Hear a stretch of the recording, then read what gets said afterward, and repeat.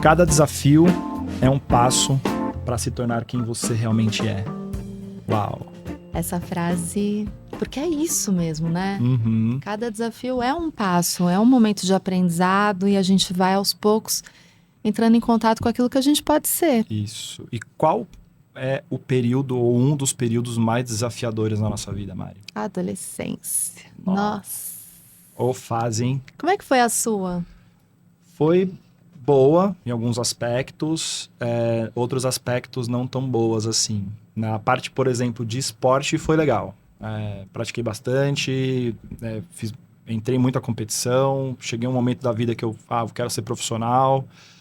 Aí veio o choque de realidade, né, do adultecer, né? Será que eu vou mesmo para o profissionalismo ou eu vou para a área acadêmica, estudar, né, fazer vestibular e tudo. E aí vem as escolhas, escolha de querer agradar pai e mãe, ao invés de ser uma escolha própria, legítima. E aí foi um auê, né? Mas que bom, porque hoje eu me encontrei como psicanalista, né? Acho que a fase assim da vivência da adolescência, vou falar um pouco mais da parte de menino, assim, de homem, né, masculino, que eu tenho mais lugar de fala, né? É um desafio porque são muitas mudanças, é muita coisa que a gente não entende na hora e muita vergonha também, né, de falar para pai e para mãe, né? Acho que a nossa geração, assim, Mari, que foi criada por baby boomers, né? Foi uma geração difícil, porque... E a gente viu todo o digital nascendo e as coisas emergindo, tudo, né? E viu o Facebook nascer, viu Orkut nascer, MSN, ICQ e tudo. E chocou com a geração dos nossos pais, assim, Sim. que... Anterior, sim, com certeza. E que vivia para trabalhar, né? Meu pai, por exemplo... Vivia para trabalhar, vivia para casar, Exato. não é? Para conquistar, né? Então, ter bens materiais e construir patrimônio e tudo mais, né? Então, é uma geração que chocou bastante, né? Acho que a nossa geração chocou, os millennials chocaram bastante com os baby boomers nesse sentido. Não, mas eu não quero fazer isso, né? Meu pai, por exemplo, ficou quase 40 anos na mesma empresa.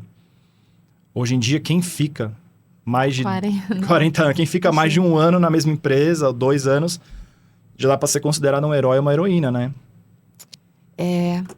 A minha adolescência, ela foi... É isso que eu ia perguntar, como é que foi a sua? Ela foi bastante tumultuada. Uhum. Eu era rebelde, muito rebelde, por várias questões, né? Eu tive bastante conflito, de tudo que você pode imaginar, assim. Eu sei que as pessoas fazem o melhor que elas podem, mas teve bastante abuso, foi bem complexo, assim, a minha transição da infância para a adolescência e a adolescência em si. Uhum. Enfim, então foi bastante tumultuada. Mas eu acredito que a adolescência, ela seja um lugar onde você pode errar, onde você pode se conectar, aprender, se questionar. Ela é essa transição, né, entre a fase infantil, da criança pro adulto, e é muito importante, é muito rico. Uhum. Só que a gente está com hormônios em ebulição, a gente está no momento de transição mesmo, onde a gente entende que os nossos pais não são os nossos heróis, Uhum. porque é na adolescência que a gente descobre isso, né? Uhum. É na adolescência que você entra em contato com finitude, que você entra em contato com... a maioria das pessoas entra em contato com finitude, entra em contato com frustração. Sim. As coisas não são do jeito que eu gostaria que elas fossem, agora o que eu faço com elas? Somado aos hormônios, nossa, é uma bomba. Uhum. Estar adolescente é uma bomba. É uma bomba mesmo, assim. E os pais, né? Você falou muito sobre o errar, né? E tudo, né? E às vezes os pais não permitem O erro. o erro. Exato. E aí aquele adolescente ou aquela adolescente cresce seguindo aquele padrão que muitas vezes não é dela e acaba se rebelando, né? E o erro, ele faz parte da inovação. Uhum. Quanto mais eu posso errar, mais eu posso inovar. A nossa educação, já que a gente está no papo do adolescente, a nossa educação, ela tem vem mudando bastante. Mas ela tem aquela ideia de que a gente não pode errar, a gente tem que seguir um sistema. Geralmente é um sistema de comparação e competitivo, onde existe Olimpíadas de Matemática e onde alguns professores, eles falam, na minha época eles falavam qual é o aluno que tirou a nota máxima e parabéns para o fulano. E o fulano ficava numa situação bastante desconfortável e os demais também, né? Onde se esperava sempre dele, aquilo, já que eu tirei a nota máxima, eu preciso manter essa nota máxima, senão eu não vou ocupar esse lugar de reconhecimento. E os demais ficavam com raiva, poxa, que saco, esse cara de novo tirou nota máxima. Então, ainda existe essa comparação e esse lugar onde todo mundo deve aprender da mesma maneira. A gente estava falando sobre isso esses dias em casa. Você já usou a fórmula de Bhaskara para alguma coisa na sua vida? Não. Pois é. E por que a gente aprendeu isso? Para constar? Porque assim, se eu tivesse de fato um interesse muito focado em física, que eu acho bastante interessante. A física quântica hoje é uma das minhas áreas de interesse, mas não era no passado. E eu não aprendi nada. O que é o aprender? Aprender é quando a gente introjeta um conhecimento, quando a gente apreende algo, né? Então, como é a maneira que você aprende, qual a maneira que você ensina. E é diferente de mim, é diferente do Rodrigo que tá aqui, é diferente de todo mundo, né? Cada um... eu falo que somos 8 bilhões de pessoas nesse mundo, cada uma com a sua sexualidade e cada uma com a sua forma de aprender e ensinar. E por que a gente é obrigado a continuar num sistema onde o nosso tempo não é respeitado, a nossa conexão sensorial não é respeitada, percebe? É um pouco mais profundo, eu acho. Acho que cada um tem sim o direito de errar, tem sim o seu tempo de aprender e a sua forma de aprender. Tem uma série que a gente estava até falando sobre isso, que você começou a assistir, né? Comecei a assistir, sufocante o primeiro episódio, ainda adolescência, né? Sufocante, assim, a forma... E eu que gosto muito da parte de cinema, né? De direção, tudo. Eu consegui assistir, por enquanto, o primeiro episódio tem 1 hora e pouco, né? Eu assisti 30 minutos porque é um plano sequência... Até onde eu assisti era um plano sequência, que não tem corte. Todos os episódios são gravados em plano sequência. Nossa, todos. Então é sufocante, né? 4 episódios de aproximadamente 1 hora cada em plano sequência. Eu fui ler bastidores, antes da gente focar na adolescência em si, que é o tema dessa série. Eu fui ler bastidores sobre isso. E eles ensaiaram, o que dizem é que eles ensaiaram 10 vezes... 10 vezes não, ensaiaram por meses cada episódio. E daí eles gravavam 10 takes. Lembrando que cada take é um plano sequência de 1 hora. Então, você imagina? E aí, se alguma coisa acontecesse, eles tinham que desprezar Fazer o episódio por completo e reiniciar. Beira até um pouco de neurose obsessiva ali, né? De ser perfeito ali, né? Perfeição, né? De absoluto controle de tudo, que é o que o adolescente tenta ter.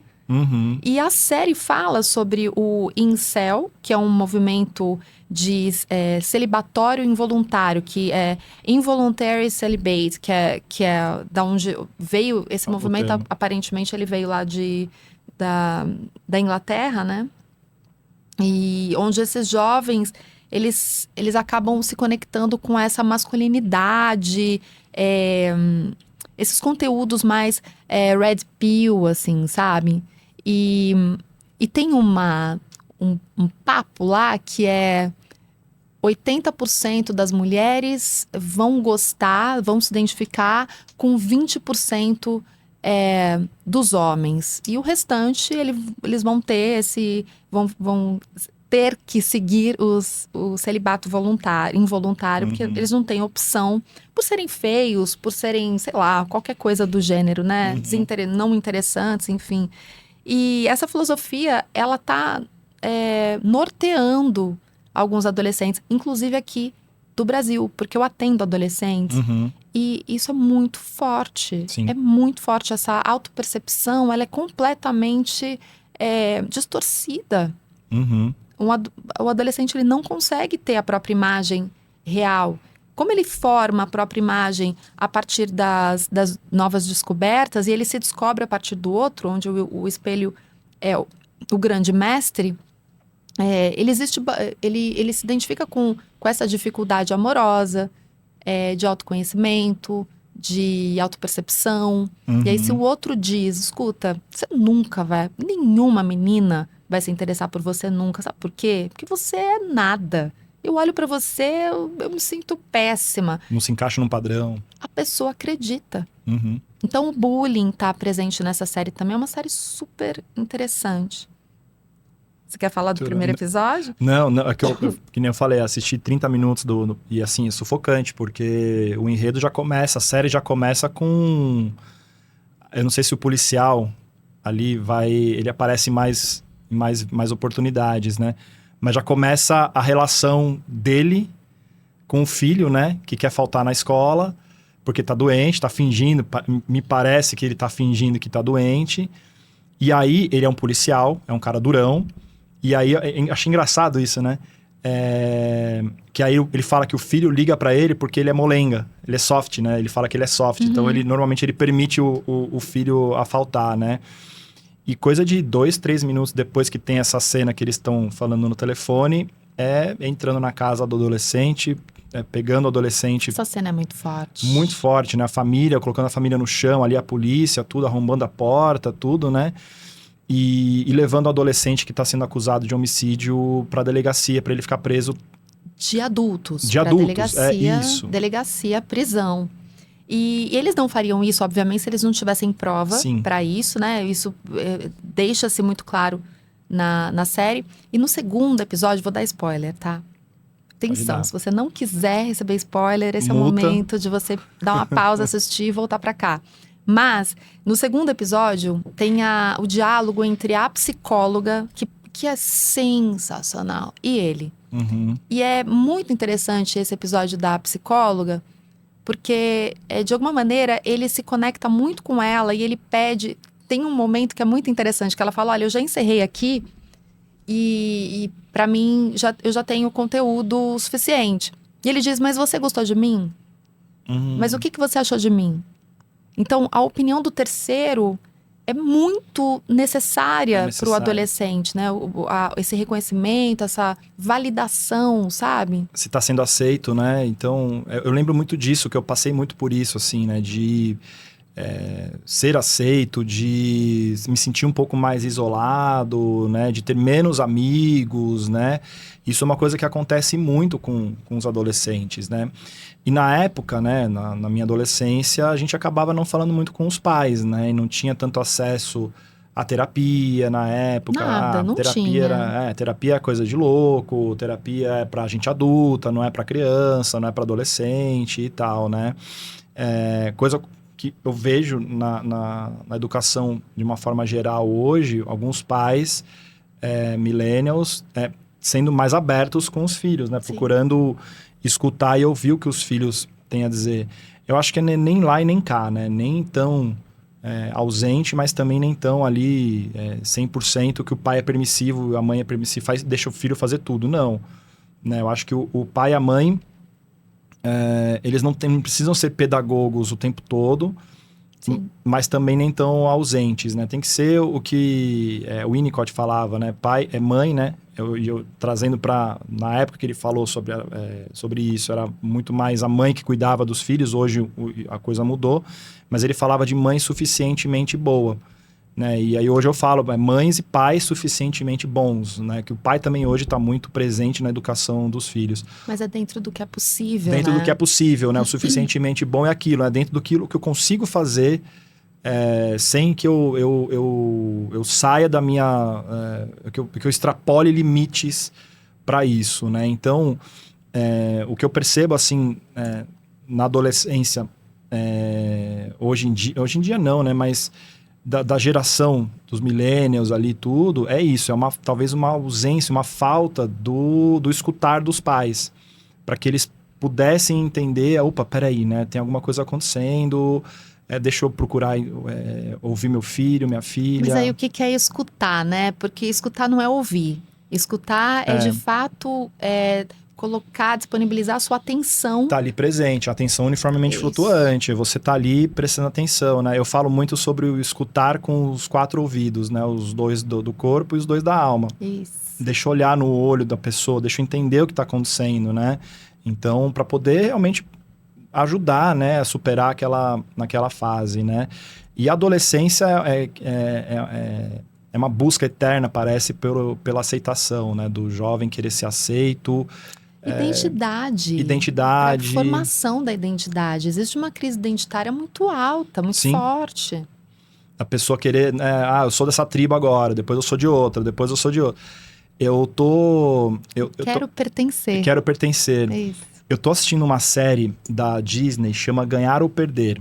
Tô assistindo junto com a minha filha. É uma série de animação da Pixar, que é fantástica, assim. Cada episódio conta uma história de um grupo ali de amigos e amigas, né, da escola, que eles têm um time de beisebol. E o primeiro episódio é a história de uma menina que joga nesse time de beisebol. O pai dela é o técnico do time. Então... Que legal! E ela joga super mal. Ela não tem coordenação. Tadinha, ela se esforça, né? E aí ela começa a ter ansiedade, ela começa a suar e tudo. E aí a série é genial, assim, porque ela transforma, a Pixar transforma o suor da menina num bichinho, num personagem. E que começa a querer atrapalhar ela. Então, conforme ela vai ficando mais ansiosa, o bichinho começa pequenininho na orelha dela, assim, e ele vai crescendo, crescendo, crescendo, até a hora que ele engole a menina. Por quê? Porque ela tá sempre em busca de ser aceita pelo pai. Os pais, na série, nesse episódio, são separados. Falam que ela só tá no time porque ela é filha do técnico, porque ela é muito ruim. Tá. E ela busca o quê? A aceitação do pai, a aprovação do pai. Né? Todas as meninas, o time todo tem estrelinha no capacete de beisebol lá porque fez um bom jogo, e ela não tem nenhum.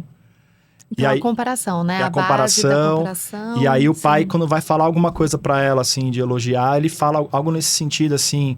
Ah, você fez uma boa partida hoje. Ah, você fez uma... Sabe, ele não é direto ali, objetivo no elogio pra filha. Não, ele é genérico, né?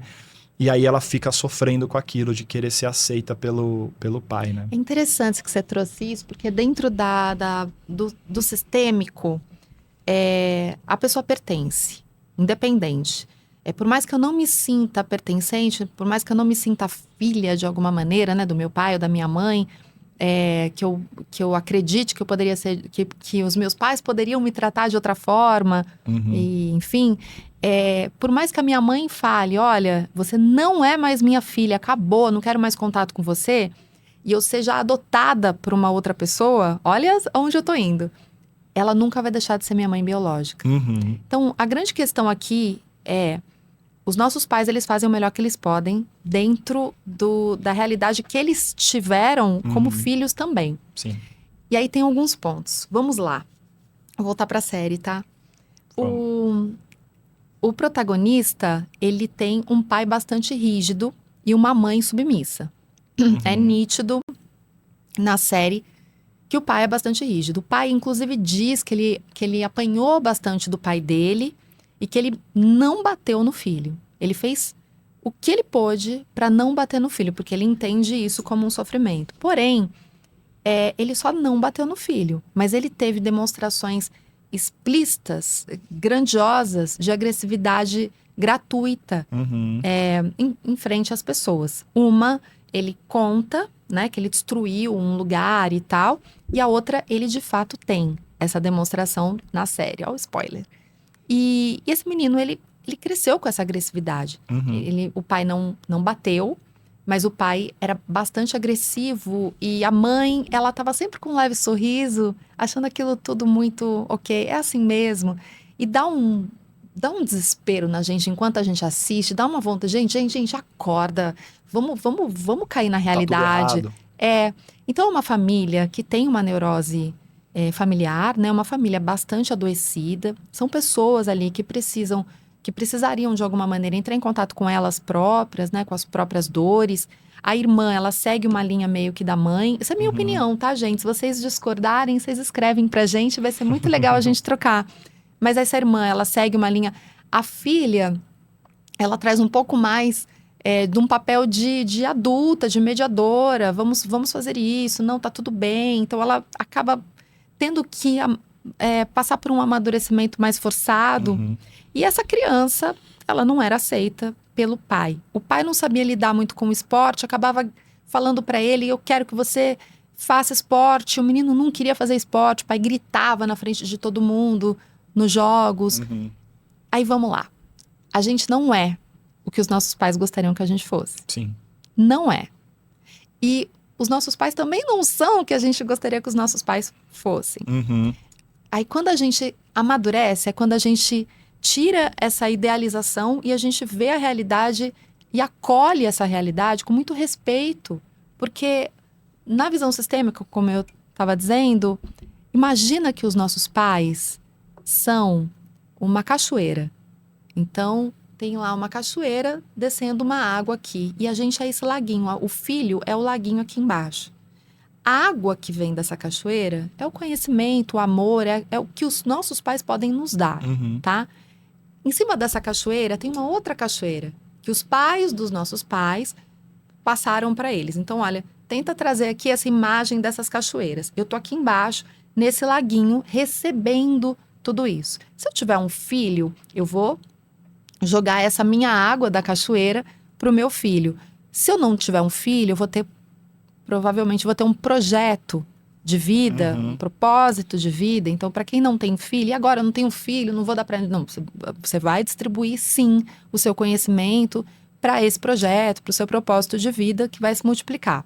Porém, olha que interessante. Quando eu tento salvar os meus pais de alguma maneira, quando eu tento dar para os meus pais, e aí eu tô falando de mãe vítima, né? Mãe infantilizada, ou pai vítima, pai infantilizado, alguém que cobra. Você deveria estar comigo, você não deve fazer isso. Enfim, é como se eu tivesse... Tenta pegar essa imagem. Como se eu tivesse um baldinho, eu enchesse de água o meu baldinho e eu escalasse essa cachoeira no muque para poder levar essa aguinha do conhecimento no meu baldinho para os meus pais lá em cima. É contra-intuitivo. Não faz sentido eu fazer isso. Os meus pais já receberam dos pais dele. Ah, não, mas eles receberam pouco. Então, eu comecei falando isso. A gente sempre acha que os nossos pais deveriam ser de outro jeito. Sim. E os nossos filhos também. Mas eles são exatamente o que eles podem ser. Então, qual que é uma dica interessante aqui para a gente trabalhar esse processo da adolescência para o adultecer? É eu tirar essa imagem do meu pai, da minha mãe. Eu colocar uma imagem de meu pai. Ele é um pai, mas ele também é um homem. Ele também é um cliente. Ele também é um tio, um primo, um amigo, um amante, um marido, um amante, um senhor, uma criança, percebe? E aí, 10% lá do meu pai é o meu pai. E o meu pai, qual a função do meu pai? Me dar vida e zelar por mim, né? Sim. Enquanto eu não tinha condições de zelar por mim. E agora? Agora o meu pai continua cuidando como papel de pai, né? Mas ele não exige. O pai, ele não cria uma expectativa e faz o filho executar a expectativa. Sim. E deve ser duro também para os pais, assim, que veem os filhos saindo de casa, soltar essa rédea, né? Soltar isso daí, porque... meu filho tomou uma decisão errada e eu não era para ter tomado. Ele sofre também, o pai e a mãe, né, no caso, né? Porque não tá lá mais ali debaixo da asa, né? Tem 2 campanhas publicitárias... Ai, adoro. Que eu adoro, assim. Uma delas, eu não lembro quais eram as marcas. Olha que interessante. Eu lembro da campanha, mas eu não lembro as marcas. Mas são campanhas gringas. Foram eficientes até um certo ponto ali, né? Mas tem uma campanha que é um anúncio e fala exatamente, traduz exatamente essa questão que você falou da cachoeira, né? Que é um pai gritando com uma criança, né? E atrás desse pai tem outra pessoa, homem também, gritando com esse pai. E a cena faz um ciclo, entendeu? Assim, é um negócio... Que interessante. Então, a imagem é muito bonita, assim, né? Muito bem construída, né? Porque tudo aquilo que eu eu passei, que eu estou passando eu passei também. E meu avô passou, e assim vai, né? Com diferentes vivências, né? Com diferentes vivências. E uma outra campanha que são crianças, é um comercial maravilhoso, assim, são crianças que estão lá em ponto de ônibus chovendo, e aí tem uma ave gigante, assim, coloca a asa em cima da criança. Aí uma outra criança atravessando a rua, e o carro tá vindo, aí vem um urso do lado. E aí, isso com vários animais, né? São sempre crianças acompanhadas de animais em situações, assim, não vou dizer de risco ou perigo, mas situações do cotidiano, né? E aí tem uma virada aonde, né? Tem uns cortes de cena que mostram, na verdade, esse urso é uma mãe protegendo o filho da atravessar a rua. No outro é o pai abrindo o guarda-chuva para a criança. Ai, Então, que lindo. acho que esse aspecto de pai, né? De proteção, pai e mãe, de proteção, de estar ali, tudo, de pensar, né? Faz parte e deve ser muito dolorido, muito difícil soltar isso aí. Eu falo, eu não posso mais fazer isso. Né? Eu não tenho mais esse direito de fazer isso quando meus filhos saem de casa, né? E aí uma outra, até anotei aqui para falar, que são questões que eu escuto muito também no setting. Ah, meu pai fez isso, meu pai aquilo, minha mãe aquilo, né? E aí eu pergunto, né? Como é que você gostaria que seu pai ou sua mãe tivesse sido, né? E aí a pessoa fala, né? Não, foi bom, mas eu gostaria que fosse assim, assim, assado, tal. E aí eu pergunto, você entende a diferença que existe entre pai e mãe ideal e pai e mãe real? Né? Porque aí a pessoa, opa, né, peraí, eu estou idealizando um pai e uma mãe que não existe e eu tenho que aceitar aquilo que eu tenho. Né? E aí vem a ficha caindo, né? Tem um termo que é muito legal da gente falar, meu pai deveria ser assim, minha mãe deveria ser assim. Quando eu troco isso para na minha preferência, o meu pai poderia ser assim. Na minha preferência, a minha mãe, porque aí eu coloco é sobre mim, não o que pode ser. É só a minha preferência, mas não é a realidade. Então é minha expectativa e não a realidade. A realidade não é essa. Perfeito isso. Exatamente. Por exemplo, né, eu venho do tênis, né, que é um esporte que eu amo. Tem muita história de tenista, tanto masculino quanto feminino, que sofreu muito com o pai, né? O André Agassi, por exemplo, sofreu muito, né? O pai dele era um neurótico obsessivo, que mandava ele ficar batendo bolinha lá, não sei quantas bolinhas por dia, para ele ficar perfeito. Outras tenistas, né? Principalmente russas e tal, que se submeteram aos pais porque o pai queria que fosse um grande jogador, e aí... essas pessoas ficavam em beira de colapso, né? A ponto de casos assim de jogadora ter medida preventiva contra o pai. O pai não pode estar, sei lá, a 100 metros de distância da pessoa. Gente, olha isso. Né? Você fala, caramba, como assim? Mas o pai, ele achava, eu não tô defendendo o pai de forma alguma, mas ele achava que ele estava fazendo melhor. Ele achava que estava fazendo melhor. E é muito... como nessa série, a gente tem a visão dos pais também, e os pais... tem um momento no último episódio, spoiler de novo, onde eles se encontram e eles falam onde que a gente errou, o que eu errei. E eles erraram. O filho errou, percebe? Todo mundo errou. E todo mundo acertou. Isso é muito doido, né? Todo mundo acertou, todo mundo errou, mas todo mundo acertou. É isso, porque a gente faz o melhor que a gente pode dentro do nível de evolução que a gente tem. Exatamente. Né? Essa parte é muito importante. A gente faz o melhor que a gente pode dentro do nível de evolução que a gente tem. Não tem como ser diferente. É isso, é aceitar o nosso destino que a gente tinha falado, lembra? Aceitar aquilo que a gente está passando naquele momento, né? Aceita que dói menos, porque senão, nossa... A gente começa a entrar numa neura de querer mudar o outro, mudar nós mesmos, e a gente não está preparado para a mudança naquele momento. Isso que você trouxe há pouco, que você falou que como é que o meu filho não... por exemplo, meu filho não deve fazer isso porque ele vai sofrer, o meu filho não deveria sair de casa nesse momento, meu filho não deveria se casar com essa moça, porque essa moça não é adequada, não foi o que eu sonhei para o meu filho.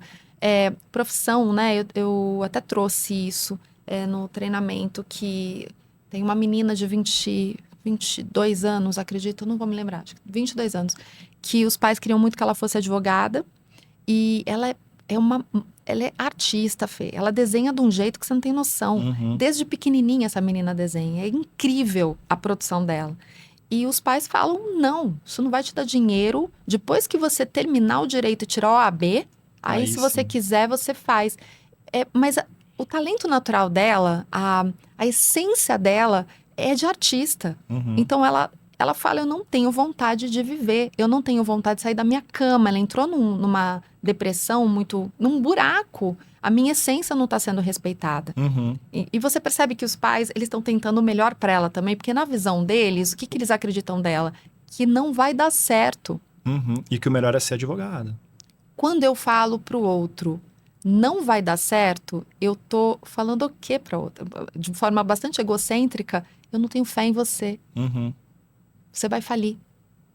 Você é um fracasso. Faz o que eu tô falando porque eu não sou um fracasso. Uhum. E você é. Exatamente. E quando o pai diz isso, não casa com esse cara, não. Casa com esse outro. E até que ponto também não pode ser uma questão de aceitação do pai, né? Ou da mãe, né? Em que sentido? Por exemplo, vamos supor que o pai trabalhe numa empresa. Eu tô trazendo a figura do pai aqui, mas Pode ser a mãe também, tudo. Mas vamos supor que o pai trabalhe numa empresa onde ele é subordinado ali, ele tem um cargo de gerência, tem um cargo bom, mas ele é subordinado e ele não consegue colocar suas ideias, ele precisa vender suas ideias o tempo todo e muitas dessas ideias dele não são aceitas e tal. E aí ele chega na casa dele e fala, aqui eu que mando, né? Eu trago a maior parte da grana e tal. Deslocamentos. Então, o deslocamento. Então, assim, eu quero que você... Eu tô imprimindo, eu quero que você faça alguma coisa, isso que eu tô mandando você fazer, porque quem manda aqui sou eu, mas existe o deslocamento de eu não consigo colocar isso no meu trabalho ou na minha vida fora aqui da casa tal. Então, eu desloco isso daí. Por quê? Porque eu quero ser aceito. Eu quero que as pessoas façam aquilo que eu desejo que elas façam. Não necessariamente sobre esse determinado assunto, mas pela função de estar no comando e ser dominador em algum lugar. Exatamente. Né? Que aí a gente passa até por uma questão de ter o falo, de ter o poder, né? Porque no trabalho às vezes não tem, chega em casa tem, então eu quero que faça aquilo que eu tô mandando fazer, porque eu quero ter o poder daquela situação para eu também ser aceito também por mim mesmo, né? Para eu ter o poder, para eu me sentir poderoso, né? Para me sentir bem comigo mesmo, né? Para eu ter o equilíbrio, né? E essa questão, assim, dessa menina que você falou, da advogada, que os pais... Tem uma história também não sei qual família, que é uma família super tradicional de cardiologista em São Paulo, que uma vez o Wilson Cerqueira contou essa história também, que a bisavó era cardiologista, e um dos últimos lá, não queria ser médico, queria trabalhar com engenheiro, amava carro, queria ser engenheiro. Fez a medicina. Ele contou essa história maravilhosa. Uhum. Ele fez medicina, é um belíssimo de um cardiologista, só que de segunda a sexta ele é jaleco branco, né? É o cardiologista, é o cirurgião, tudo. Sábado e domingo é engenheiro de kart. Vai lá e constrói os carros dele na garagem, coloca, né, dá vazão para aquele desejo de alguma forma. Mas ele conseguiu, né? Ele conseguiu depois de anos, equilíbrio e tal. Porque aí entra no equilíbrio, né? Porque se não, provavelmente adoece, Fê. Adoece. Se eu não consigo conectar com a minha essência e multiplicar os meus talentos e apresentar ele pro mundo, eu não tenho propósito. Propósito é exatamente isso, né? Exato. Propósito, missão. Segundo Freud, quando que a gente sai do adolescer e vai para o adultecer? Quando eu, de alguma maneira, entro em contato com a minha responsabilidade em me manter, ou seja, de forma profissional, e quando eu me apaixono, eu identifico a outra pessoa como objeto de desejo. Então, de certa forma, eu castro, né? Eu rompo com o Édipo. Uhum. Lacan, ele já trabalha com a quebra da idealização dos pais. Uhum. E isso gera muita crise, né? Gera muita angústia, acaba construindo o desejo e a subjetividade de uma maneira diferente, e isso impacta bastante. Uhum. Então, eu acho que o adultecer, a gente já falou sobre isso, ele vai... ele não tem uma idade, como, por exemplo, as fases genitais, né? Que a gente tem fase oral, fase coral, anal e por aí vai. E a gente tem basicamente ali umas idades específicas, né? Onde Etapas, a né? gente já espera que a criança, quando ela chegar nos 2 anos e pouquinho, ela vai entrar na fase anal. A gente já espera isso. Uhum. No caso do adolescer para o adultecer, não tem. Então, a gente tem aí adolescentes de 50, 60, pessoas morrem adolescentes porque Sim. elas não conseguem se desvencilhar dos pais. Exatamente. E aí entra naquela questão, né? A pessoa que sai da casa dos pais, seja para casar, seja para morar sozinho, será que consegue transformar os pais como de família para parente? Porque existe uma grande diferença aí, Sim. né? A gente até falou disso no episódio 2, se não me engano. Não, 1, 2, você lembra? Foi no episódio 1. Episódio 1. Mas será que a pessoa está preparada para isso? Porque é muito louco a gente pensar, porque parece que é errado, né? Eu transformar, eu eleger meu pai e minha mãe, que até ontem era minha família, morava junto. Agora é parente, mas parente parece que é algo distante, parece que é algo errado. Não, em primeiro lugar tá meu pai e minha mãe. Em primeiro lugar, a gente aprende isso, né? A gente aprende dessa E forma. não é, gente. Exato. Não pode ser. E aí acaba o quê, né? Você vê aí pessoas, adolescentes ainda casados, que moram com seus sozinhos ou com seus maridos ou suas esposas e que tem que ligar pro pai e pra mãe para poder todo dia para dar satisfação ou para pedir uma opinião e aí que ou validar a própria opinião, ou validar né? a própria opinião, né? Então isso é muito perigoso, assim, né? Uma coisa é você ligar para saber se tá tudo bem, né, conversar e tal. Outra coisa é você ligar todo dia para, olha, eu tô pensando em fazer isso, eu tô pensando em trocar de carro, o que que você acha? Eu acho que você não tem que trocar de carro. Ou vice-versa, né? O pai e a mãe que liga todo dia para validar alguma opinião, alguma coisa assim. Também de alguma maneira isso não sei se desqualifica, não sei se é essa palavra. Deixa a pessoa num cenário de imaturidade, de não desenvolvimento, talvez seja isso. Mas esse tema é um tema que, super tema, se deixar, a gente faz embora. alguns episódios. O ponto os adolescentes hoje em dia, eles estão cada vez mais com dificuldade de socializar, com uma vulnerabilidade emocional muito alta, em sofrimento, porque existe uma conexão com o sofrimento difícil de entender os pais. Os pais, eles não têm muito controle, nem de como o adolescente se conecta com o mundo por conta da internet, por ser muito fácil hoje em dia, né? A gente ter acesso à informação de uma maneira tão fácil. E os pais não sabem muito bem como agir. Então, qual é o mundo ideal? Eu vou ter que falar o que eu realmente penso. O mundo ideal é o pai, a mãe, ele deve fazer terapia. Sim. Deve se autoconhecer, o máximo que pode. E os filhos também. Porque esse processo da adolescência, ele precisa, sim, de um olhar muito, muito amoroso. E o amor, o amor aqui, ele não entra com um olhar permissivo. Ninguém está falando sobre isso, mas ele precisa ser empático. Ele precisa respeitar o lugar do filho, do que o filho pode ter, e ter esse equilíbrio do colocar o limite. Mas o colocar o limite de uma maneira empática também. Então, é um exercício, é um trabalho, sabe? É algo que exige, sim, um pouco de maturidade. Os pais que não têm a maturidade, que a gente vê muito isso. Nossa, eu vejo tanto em consultório, eu atendo bastante adolescente, e os pais são extremamente infantilizados. Sim. Eles não têm condições de lidar com o filho, porque eles competem com os filhos. Eles têm, às vezes, a mulher vê o marido como pai, o pai vê a mulher como mãe, e aí ele acaba disputando a mãe com o filho, sabe? E aí, quando a gente fala, né? Porque quando a gente atende adolescente, a gente acaba tendo sessão com os pais também. Quando a gente fala com os pais, olha, isso aqui você precisa de ajuda, né? Você precisa tratar isso aqui também. Eles não gostam. É bastante... Entra no processo de defesa, né? Muito, uma resistência.